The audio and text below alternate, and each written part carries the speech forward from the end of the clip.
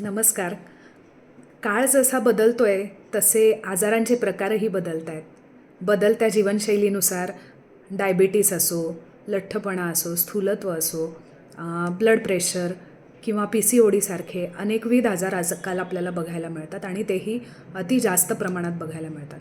ह्या सर्वांना कारणीभूत आहे आपली बदललेली जीवनशैली, आहार आणि विहार व्यवस्थित नसणं आणि दैनंदिन जीवनात व्यायामाचा अभाव असणं. बरेच जण म्हणतात की आम्ही वॉकिंगला जातो, गृहिणी म्हणतात आम्ही घरातली कामं करतो. पण हा व्यायाम आहे का?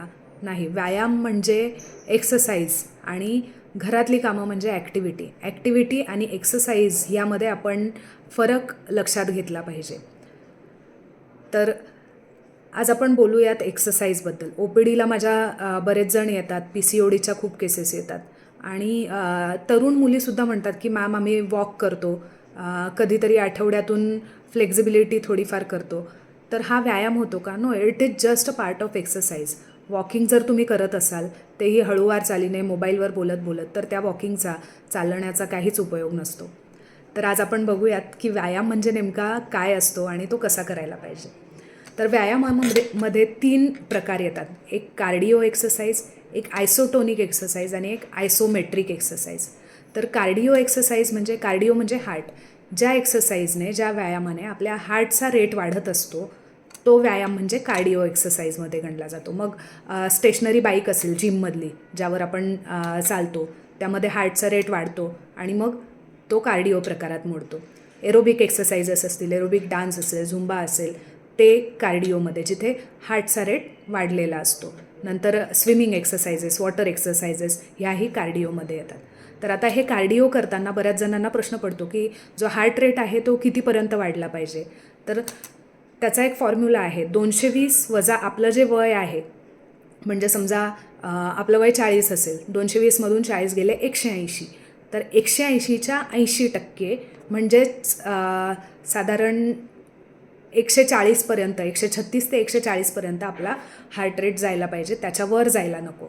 आणि मग हा हार्ट रेट जेव्हा वाढतो तेव्हा ज्यांना वजन कमी करायचं आहे किंवा ज्यांना हायपरलिपिडेमिया, डायबिटीसमध्ये रिझल्ट्स पाहिजेत, औषधाचे डोसेस कमी करायचे आहेत, त्यांना तो फायदा होतो. तर हा झाला कार्डिओ एक्सरसाइजेसचा प्रकार. दुसरा आहे आयसोमेट्रिक एक्सरसाइज. आयसोमेट्रिक म्हणजे ज्या व्यायामामध्ये आपण बॅलन्स आणि फ्लेक्झिबिलिटी वाढवत असतो. बॅलन्स म्हणजे एका विशिष्ट मसल ग्रुप घेऊन, स्नायूंचा ग्रुप घेऊन त्याच्यावर बॅलन्स करायला शिकणे, किंवा फ्लेक्झिबिलिटी, कवायतीसारखे प्रकार, किंवा योगासनामध्ये ज्या काही पोजेस असतात, कॅट पोज असेल किंवा धनुरासन असेल किंवा ब्रिज पोज असेल, तर अशा पोजेस येतात आयसोमेट्रिकमध्ये. म्हणजे एका विशिष्ट स्नायूवर ताण देऊन तो स्नायू इतर जॉईंट्स न हलवता बळकट करायला शिकणं म्हणजे आयसोमेट्रिक एक्सरसाइज. मग यामध्ये योगासनांचे बरेच प्रकार येतात, कवायतीचे बरेच प्रकार येतात.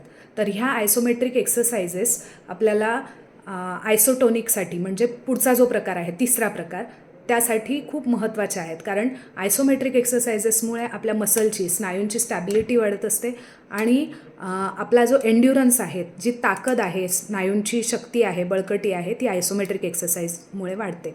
आणि तिसरा प्रकार जो आहे तो आयसोटोनिक एक्सरसाइजेस. आयसोटोनिकमध्ये आपण वेट लिफ्टिंगसारख्या एक्सरसाइजेस येतात, म्हणजे ज्यामध्ये स्नायूही हलतात. स्नायूंचं जे वेट लिफ्टर्स बघतो त्यांचे फुगलेले जे मसल्स असतात ते आयसोटोनिक एक्सरसाइजेसमुळे होतात. म्हणजे जिथे जॉईंट मुवमेंट पण आहे आणि स्नायूंची पण मुवमेंट आहे, मसल मुवमेंट पण आहे, त्या झाल्या आयसोटोनिक एक्सरसाइजेस. त्या सुपर स्ट्रेंथनिंग प्रकारात मोडतात. मग यापैकी आपण कोणत्या एक्सरसाइजेस करायच्या?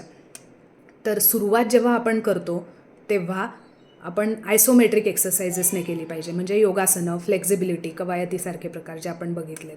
आणि त्यानंतर हळूहळू आपण कार्डिओ आणि नंतर आयसोटोनिक एक्सरसाइजेसकडे आपला कल नेला पाहिजे. तरच ज्यांना वजन कमी करायचं आहे त्यांचं वजन कमी होऊ शकेल. कारण एकच प्रकार केला, चालतच राहिलो, तर तुम्हाला कोणताही रिझल्ट मिळणार नाही. किंवा नुसत्या आयसोटोनिकच एक्सरसाइजेस केल्या, आयसोमेट्रिकच एक्सरसाइजेस केल्या, तरीही रिझल्ट मिळणार नाही. त्यामुळे रिझल्ट ओरिएंटेड, स्पेशली ह्या आजारांमधून आपल्याला जर डोसेस कमी करणं, वजन कमी करणं हे इफेक्ट्स पाहिजे असतील, तर आपण ह्या तीनही प्रकारांच्या एक्सरसाइजेस आपल्या पूर्ण वीकली प्लॅनरमध्ये इन्क्ल्यूड केल्या पाहिजेत. म्हणजे साप्ताहिक जे आपण एक्सरसाइज करतो मग त्यामध्ये 2 दिवस कार्डिओ असेल, 2 दिवस आयसोटोनिक असेल, 2 दिवस आयसोमेट्रिक असेल. म्हणजेच एरोबिक एक्सरसाइजेस, योगासनं आणि वेटलिफ्टिंग असं आपण आठवड्याचं प्लॅनिंग केलं पाहिजे आणि एक्सरसाइजेस केल्या पाहिजेत. तर कार्डिओ आणि आयसोमेट्रिक जे आहे म्हणजे फ्लेक्झिबिलिटी, बॅलन्सिंग आणि एरोबिक जे आहे ते आपण घरच्या घरी करू शकतो. पण आयसोटोनिक वेट लिफ्टिंगसारख्या ज्या एक्सरसाइजेस आहेत त्या आपण जिम ट्रेनरच्या किंवा ज्याला कायनेसिओलॉजीचं ज्ञान आहे, ज्याला व्यवस्थित कळतं की कोणत्या मसलला किती ताण दिला पाहिजे, अशा ट्रेनरकडून आपण त्या एक्सरसाइजेस शिकलं पाहिजे. पण स्पेशली PCODच्या पेशंट्सला माझी विनंती आहे की त्यांनी ह्या सगळ्या एक्सरसाइजेसचे प्रकार आपल्या दैनंदिन जीवनात इन्क्ल्यूड करायला शिका. तरच आपलं PCOD कंट्रोलमध्ये राहील आणि हे सगळ्यात महत्त्वाचं लाईफस्टाईल मॉडिफिकेशन आहे अलॉंग विथ डाएट आणि स्लीप पॅटर्न. नमस्कार.